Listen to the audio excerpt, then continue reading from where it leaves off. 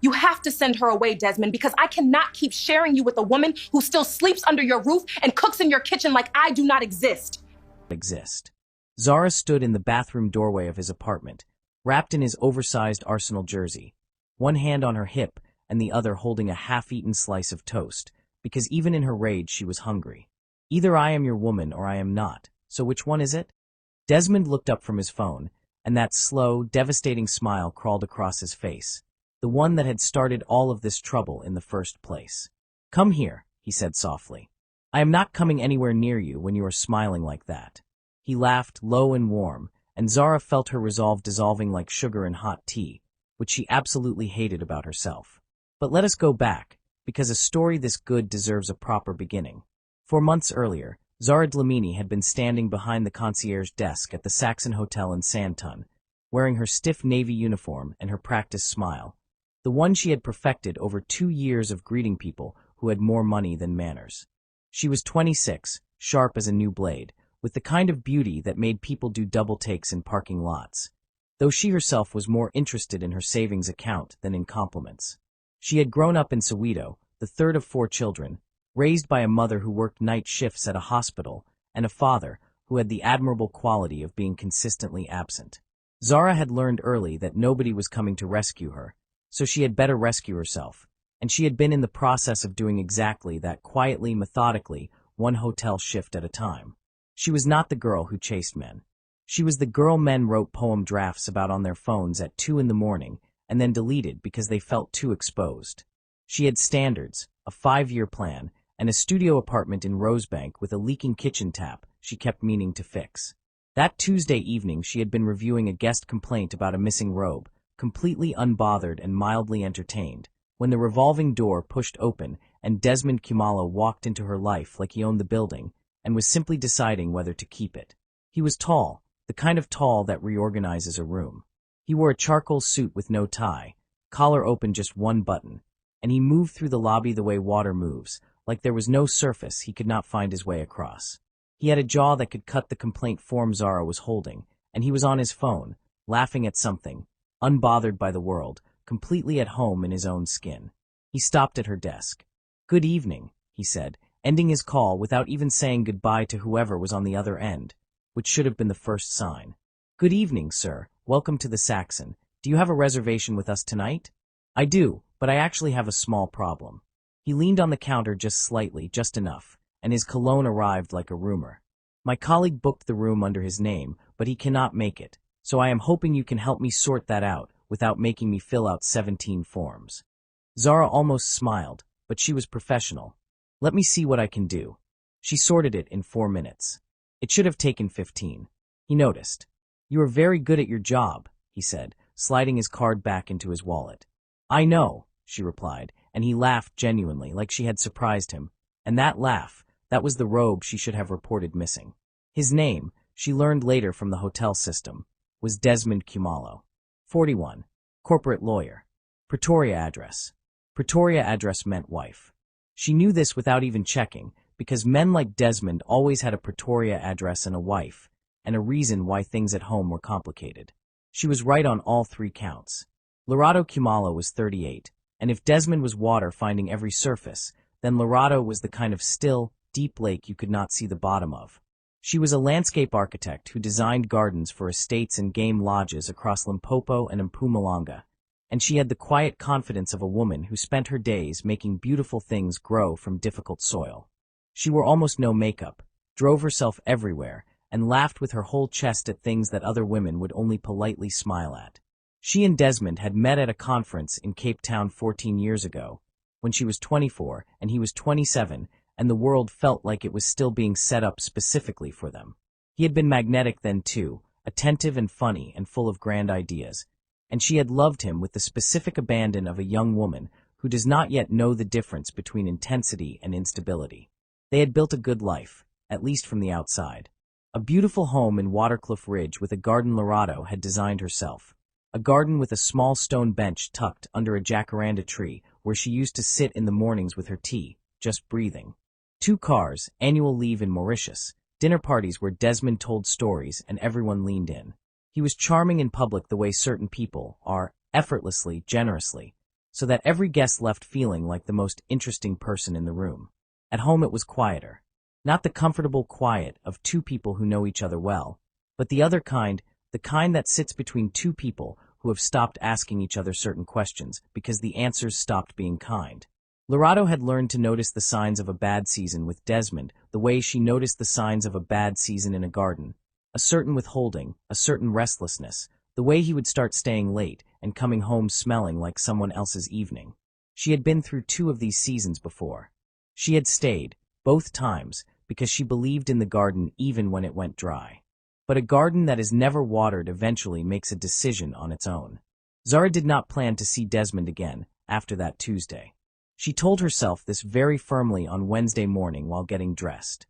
He called the hotel on Thursday, asking for the concierge who had helped him, and when they put him through and she heard that voice say, "I just wanted to say thank you properly," she felt something in her chest shift 1 centimeter to the left, like furniture being quietly rearranged. "You did not need to call," she said. "I know," he said, "but I wanted to." There was a small silence, and in that silence lived a question and its answer and a whole catastrophe waiting patiently. "I am not supposed to give guests my personal number," she said. "I did not ask for it." Another silence. "But if you did ask," she said slowly, professionally, like she was reading from a form, "I would say that would be against policy." "Understood completely," Desmond said, and she could hear that smile. She gave him the number. She went home that night and fixed the leaking tap herself with a YouTube tutorial and a wrench she borrowed from her neighbor, because she was still Zara Dlamini, still in charge, still completely fine. He took her to dinner the following Saturday at a restaurant in Melrose Arch that had a waiting list and no prices on the menu, because when the prices are that high they assume your dignity will ask before your wallet does. Zara wore a green dress she had been saving for an occasion she could not name, and when she walked in and he stood up from the table, the look on his face told her the dress had found its occasion. They talked for 3 hours. About her plans, her Soweto upbringing, the mother she was slowly trying to buy a better life for. About his cases, the ones he could tell her about, and the ones he could not but hinted at with the satisfaction of a man who knew his work mattered. He asked her questions, and he actually listened to the answers, which is rarer than people admit. He did not mention Lorato once. Zara did not ask. This is the part of the story where we must be honest about Zara, because she was not a villain and she was not naive. She was something more complicated than both. She was a woman who wanted something badly enough to look slightly to the left of the things she did not want to see. She knew he was married. She had known from the hotel system. She told herself it was just dinner. Then it was just calls. Then it was just one weekend when he said Lorato was in Limpopo for a project, and Zara told herself she was not the one who made the choice to invite her. She was making choices every single day, and she knew it, and she made them anyway, because Desmond made her feel like the most chosen woman on earth. And after a life of choosing herself alone, being chosen by someone else felt like water after a long walk. The hotel event happened in the 8th week. Lorato came to a corporate gala at the Saxon, on Desmond's arm, in a burnt orange dress that she wore like a woman who had dressed herself for herself and not for the room. Zara saw them from across the lobby and felt the floor make a small announcement beneath her feet. She watched Lorato the whole evening from a professional distance, waiting for something, jealousy, insecurity, the particular desperation of a wife who can feel the weather changing. But Lorato stood beside Desmond at the drinks table and laughed at something another guest said. And then she looked at Desmond, and what Zara saw in that look was not love exactly, or not only love, it was the specific expression of a woman who has already made a private decision and is simply waiting for the paperwork to catch up. It looked like peace. Zara told herself it was defeat. She went home and called Desmond and said, "I want more than this." And he said, "I know." And the following month he told Lorato he was leaving.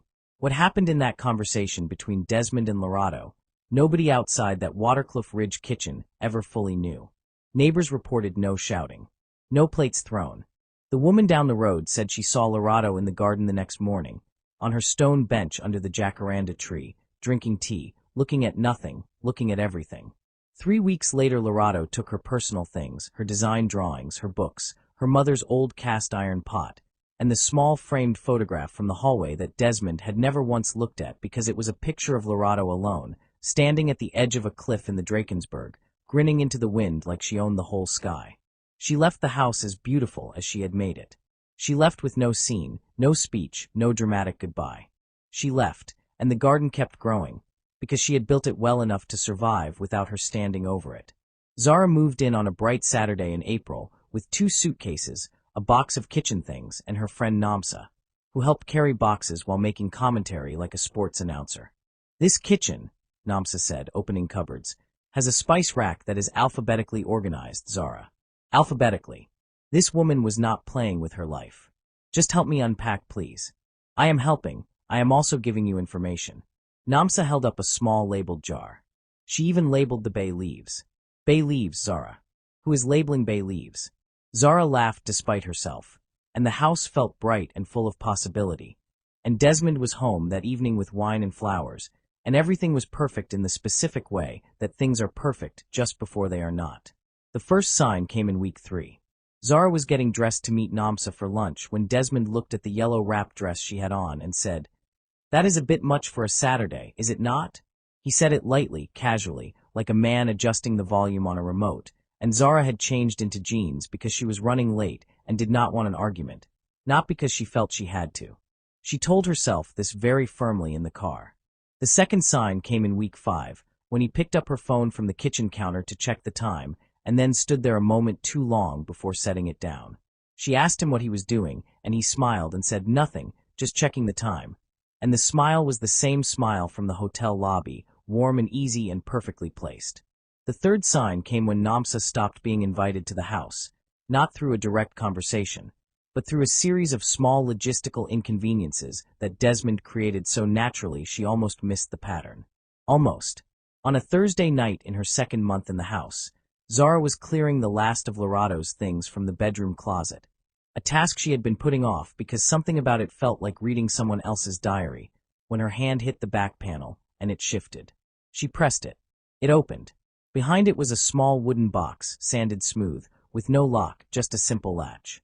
Inside, a pressed purple flower she could not name, and a folded letter written in the kind of handwriting that belongs to women who took their time with things. Zara sat down on the closet floor in her socks and unfolded the letter. At the top, in calm, unhurried letters, it read, "To whoever finds this, he will seem like your dream. He was mine too. Until I woke up." Zara's hand stopped moving. The house was very quiet. Outside, the jacaranda tree in the garden stood exactly where Lorado had planted it, patient and purple, and waiting for the next chapter. The letter was 12 pages long, and by page 4 I was shaking, and by page 12 I understood everything, and by the time the sun came up I was a completely different woman sitting in the same closet. Zara did not move from that closet floor. Not for water, not for the phone buzzing twice on the bed, not for anything. The letter was written in blue ink, on cream paper that smelled faintly of something floral, something that matched the pressed purple flower in the box, and Lorado's handwriting was the kind that moved across a page the way she herself moved through a room, unhurried, deliberate, like every word had been considered before it was allowed to land. It did not begin with anger. That was the first thing that knocked Zara sideways, because she had been bracing for anger, had been holding the pages at a slight distance, the way you hold something you expect to burn you. But Lorado's opening line after the warning was simply this: "I do not know your name, and I do not need to, because your name does not matter as much as what I am about to tell you, and I hope you are the kind of woman who can hear the truth without needing it to be wrapped in something softer than it is." Zara pulled her knees to her chest and kept reading. Lorado wrote about the beginning, and reading it was like looking into a mirror that was showing Zara a film of her own life, just with different costumes. She wrote about a hotel lobby, Cape Town instead of Santon, but a lobby, a charming man, a smile that reorganized the room, questions that sounded like genuine interest because at the time they were, she wrote, "And that is the thing about Desmond, he is not pretending in the beginning, he is simply showing you his best season, and his best season is genuinely wonderful, which is exactly what makes the other seasons so disorienting." She wrote about the dinners, the attention, the specific feeling of being chosen by a man who could have chosen anyone. Zara's throat tightened, because she knew that feeling by its exact texture. Then Lorado wrote about year 2. "It started with a dress," she wrote, "a red one I had bought for my colleague's birthday dinner, and he said very gently, very reasonably, that it was perhaps a little too much for a weeknight, and I changed because I was running late and did not want a small argument to become a big evening. And that is exactly how it begins, not with a fight, not with a raised voice, but with one small reasonable-sounding sentence that you agree to because the alternative feels like conflict over nothing. In the bedroom closet of the house in Watercliff Ridge, Zara looked down at herself, and she was wearing jeans and a plain black top, and she thought about the yellow dress she had put back on the hanger 3 weeks ago because Desmond had called it a bit much for a Saturday, and her stomach dropped so quietly she almost did not notice it falling. She turned to page 3. Lorato had a particular talent for writing the way good writers write, which is to say she did not explain her feelings. She simply described the room and let the feelings furnish it themselves.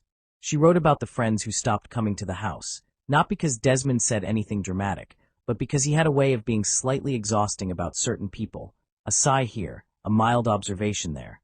Does Thandi always talk that much? And your university friends are lovely, but they do not really understand your life now, do they? And slowly, one by one, the table at their dinner parties stopped having faces she recognized, and she had not seen her closest friend Kafilwi in 8 months before she understood that this was not an accident. Zara put the letter down for exactly 45 seconds. She picked it back up, because Namsa had not been to this house in 6 weeks, and Zara had been explaining it to herself as scheduling and Desmond's preference for quiet evenings at home. And sitting on this closet floor at midnight, she could no longer find the place inside herself where she genuinely believed that. Page 4 was where Lorato wrote about work, and this is the page that made Zara's hands shake, because 3 weeks ago the hotel had offered Zara the assistant manager position, a promotion she had been quietly working toward for 2 years, and she had come home and told Desmond over dinner, and his response had been to put his fork down and look at her with that thoughtful, concerned expression and say, "But assistant manager means evening shifts, Zara, and we would never see each other, are you sure that is what you want right now for us?" And she had called HR the next morning and said she needed more time to consider. She had told herself it was her decision. Lorato wrote, "He will never tell you not to. He is far too intelligent for that. He will simply make you feel that choosing yourself is the same as choosing against him, and because you love him, and because his love feels like the most valuable thing in the room, you will put yourself down very gently and tell yourself it was your idea." Zara closed her eyes. The closet was very quiet. Outside, a car passed on the road, and its headlights moved across the ceiling like a slow sentence. She opened her eyes and turned to page 5. By page 7, Lorato was writing about the years she had tried to fix it, the conversations, the trips they took to reset, the way she had examined herself constantly looking for the fault line, wondering what she was doing wrong, why the man who had looked at her like she was the most interesting person alive now looked at her like she was furniture he was deciding whether to reupholster. "I want to be very clear about something," Lorato wrote, "because I was not clear about it for a very long time, and the unclarity cost me years. So listen carefully. There is nothing wrong with you. There was nothing wrong with me. There is something wrong with the pattern, and the pattern belongs to him. And he will carry it into every room he walks into for the rest of his life unless someone or something stops him. And that someone is not your job. It is not your assignment, and it was never mine either." Zara read that paragraph 3 times. The third time, something behind her eyes went hot, and she pressed her fingers against them and breathed through her nose until it passed. Page 9 was short. It was the page where Lorato wrote about the morning she made her decision, sitting on the stone bench in the garden with her tea, looking at the jacaranda tree she had planted with her own hands in their first year in the house, and understanding that she had built everything beautiful in this life, the garden, the home, the warmth that guests always commented on, and she had built it all for a man who was slowly using it to build a cage, and she was allowed to take her hands back, she was allowed to choose what she built next. "I did not leave because I stopped loving him," she wrote. "I left because I finally loved myself slightly more, and that small difference, that tiny shift in the scale, was enough." Zara set the letter in her lap and sat very still for a long moment, and the house breathed around her, the beautiful house she had moved into like a prize she had won, and it occurred to her for the first time that she was sitting inside someone else's cage and had been rearranging the furniture. She picked the letter back up. The last 3 pages were the ones Lorato had written directly to her, not to the situation or to Desmond or to the past, but to the woman who would find the box. "I left this for you because I do not believe women are each other's enemies, even when the situation has made us look that way from the outside, and I want you to know that I hold no bitterness toward you, because you are not the cause, you are also a chapter in a pattern that was running long before you arrived." Then she wrote, Get out while your garden is still yours to design. And the letter ended. Zara folded the 12 pages carefully, placed them back in the box with the pressed flower, closed the latch, and sat in the dark closet until the birds started. She confronted Desmond at breakfast. She had planned a calm, structured conversation, had even rehearsed a few opening lines while brushing her teeth. But then she walked into the kitchen, and he was standing there in his white t-shirt making coffee and humming something, looking so completely unbothered and at home in his own life. And everything she had rehearsed reorganized itself into a different shape. "Did you tell Lorado that her promotion was bad for your relationship?" she asked, putting the box on the kitchen counter between them.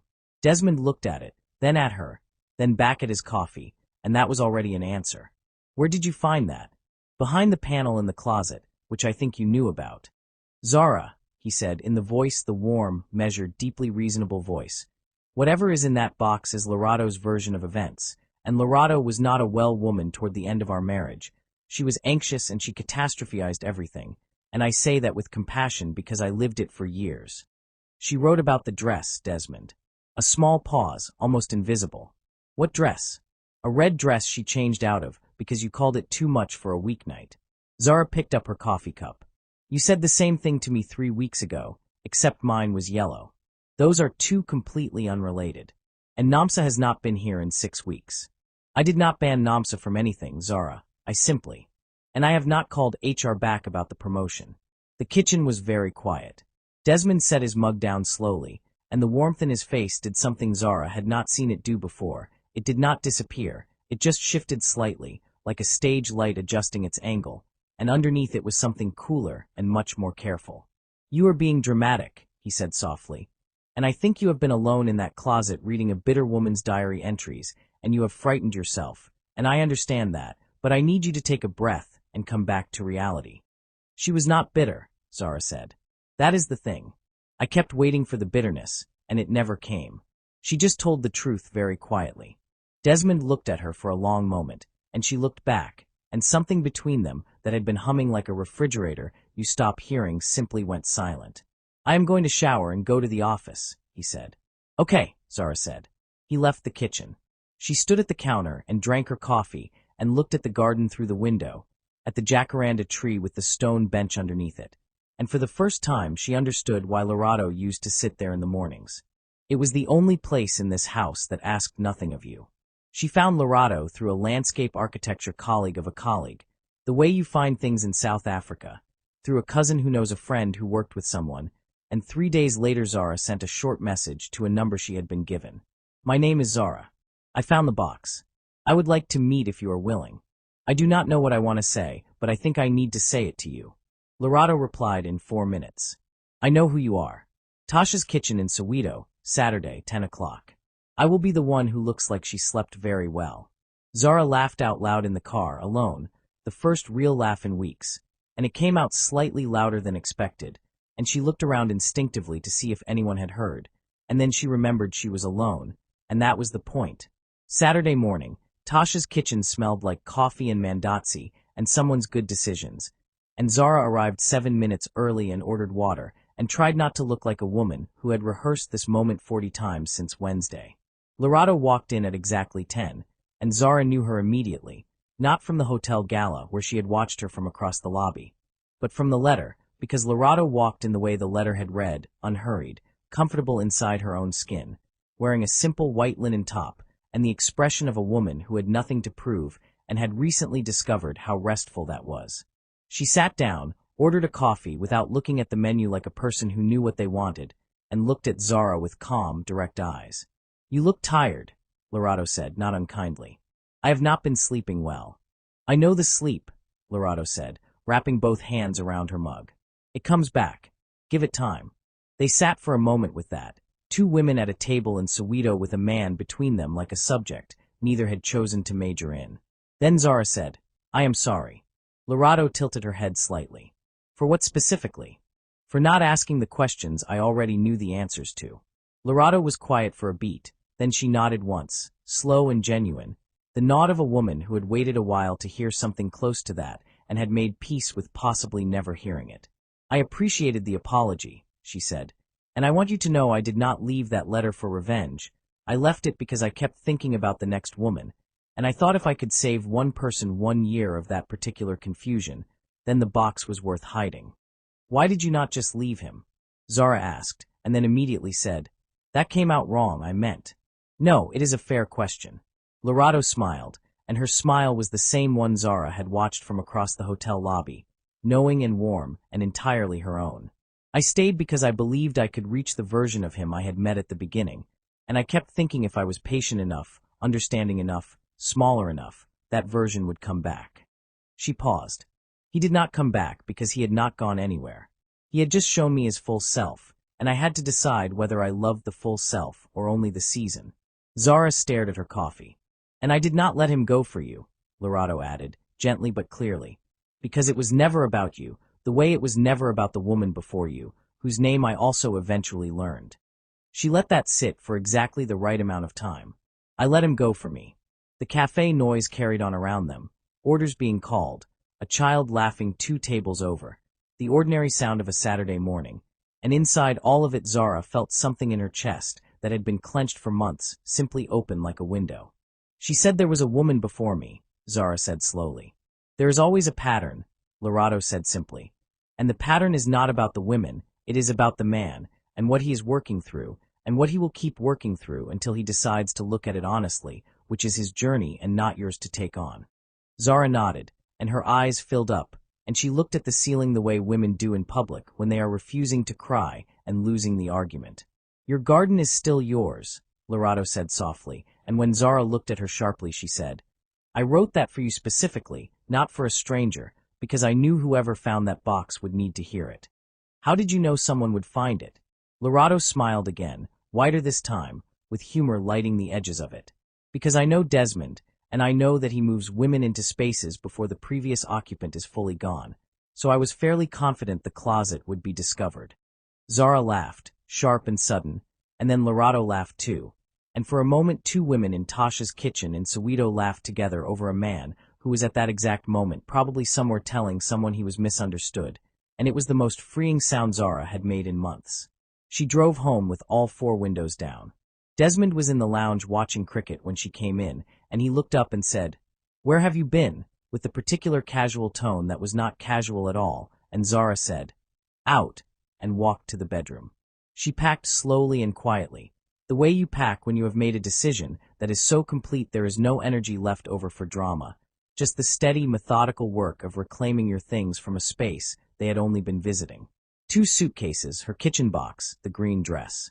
She did not pack any of the things he had bought her, not because she was making a point, but because she did not want to carry anything out of this house that had a string attached. She went to the closet, opened the panel, and placed the wooden box back in its exact spot, pressed the panel shut, and stood there a moment with her hand on the wall. Thank you, she said, to Lorato, to the box, to the pressed purple flower, to whoever listens when women speak the truth in empty rooms. Then she picked up her bags. Desmond was standing in the hallway. Zara. The voice was back, warm and careful, the one that had started all of this. Let us talk about this. You are making a decision based on a letter from a woman who is not well, and I think you deserve better than that. Zara looked at him for a long moment, at the golden smile and the perfectly placed concern, and she thought about Lorato on her stone bench at sunrise, choosing herself by 1 small degree, and how that 1 degree had changed everything. I deserve better than this, she agreed pleasantly, and walked past him to the front door. Where will you go? Forward, she said, and opened the door, and the early Johannesburg morning came in like it had been waiting. The jacaranda tree stood in the garden to her left, purple and patient, and Zara Dlamini walked down the driveway with her 2 suitcases and her kitchen box and the green dress and her 5-year plan, which was going to need some adjustments but was still fundamentally intact. And when she reached the gate she smiled, not the practiced hotel smile, not the careful smile of a woman managing a room, but the unguarded, private, slightly embarrassing smile of a woman who has just remembered who she is. She did not look back. The end.